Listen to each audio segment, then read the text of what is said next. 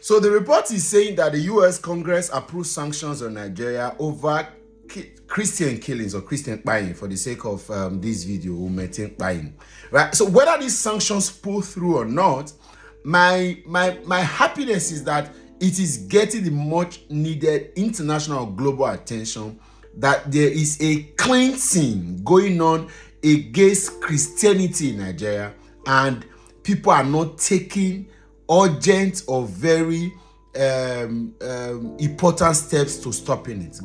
Successive government have continually turned blind eyes to this, and that's why a few persons were worried when APC flight the Muslim ticket 2023. It has turned out to be all politics, but the truth of the matter is that if you sit and listen to Nigerians who have had first-hand encounter or contact, or maybe been in very compromised situation where their lives were at risk, especially in the north of Nigeria, you will not dispute that there is a problem, that a particular religion is trying to clean Christianity away from Nigeria, especially the north of it. And now, this is the report. I'll let you into it so that we could have further conversation. United States House Foreign Affairs Subcommittee on Africa has given President Donald Trump the green light to impose stringent sanctions on Nigeria in response to the widespread killings of Christians in the country. The decision followed a congressional hearing on Wednesday, 12th March, during which lawmakers condemned the Nigerian government for failing to protect Christian communities from escalating violence. The committee also cited a 2024 report by the Observatory for Religious Freedom in Africa, which revealed that Nigerians accounted for 90% of all Christians killed worldwide each year. 90%. The report documented that between October 2019 and September 2023, a staggering 55,910 people were died, while 21,000 others were abducted by terrorist groups operating in the region. During the hearing, committee chairman Chris Smith, who highlighted the severity of the crisis, pointed to testimony from Bishop Wilfred Anagbe of the Diocese of Makurdi, Nigeria, as a viable witness. He said one of our distinguished witnesses today, Bishop Wilfred Anagbe, traveled a long distance to be with us, and his testimony is both compelling and disturbing.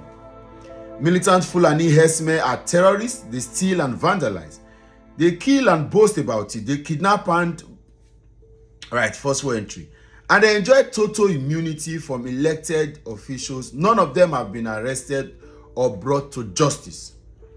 Make no mistakes, these attacks are religiously motivated, the report stated, adding that denying this reality contradicts the overwhelming evidence we have seen in our own eyes. This religious cleansing must stop, and those responsible must be held accountable. The congressional panel strongly criticized the Nigerian government for failing to address religiously motivated violence despite constitutional protections for Nigerians' freedom, and expressing concern that the Nigerian judicial system had been weaponized to suppress Christian communities. The lawmakers cited cases where blasphemy laws have been used to target religious minorities. And the list goes on. You can remember of the young girl in class who told the people on WhatsApp that this is not a religious place, it's a school, and they should stop. That girl was fired. Until today, nothing has happened. A lot of cases. Okay, I interviewed a young Nigerian who is studying law at the University of Benin while I was in Nigeria a couple of weeks ago. And it was disturbing to hear that all of these things we are hearing about terrorism by insurgency, all of them are targeted at a religious and ethnic cleansing. These guys are not comfortable that a particular ethnic society in some part of the north are mostly Christians, so they are cleansing them.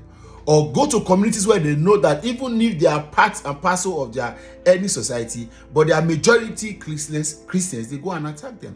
Until tomorrow, Nigerian government are here. And then the problem is that we are not even seeing any of these proactive measures to protect the rights of Christians in all of these communities and regions. Yet, so I support whatever it is. whether or not this gets light or gets brightened by the day, but the fact that it is getting the international attention for a few of us who have had to listen to our brothers and sisters from far north. And that's why I laugh at Christians who are in the south of Nigeria, the people who are paying so much effort, who are sacrificing so much to keep the faith, are those in the north. And until pastors and Christians in the south continue to begin to look at better ways to protecting the rights of Christians in the north of Nigeria, we still have a long way to go. You can practice your religion in peace. You can practice your faith in peace, because there are people who think that they are using state apparatus to perpetrate this evil. They don't care. How safe are Christians in Kano? How safe are Christians in Kaduna? Till today, reports has it that the minimal protection that El-Rufai's government should have protected to Kaduna South, where we have majority of Christians, wasn't done up till now.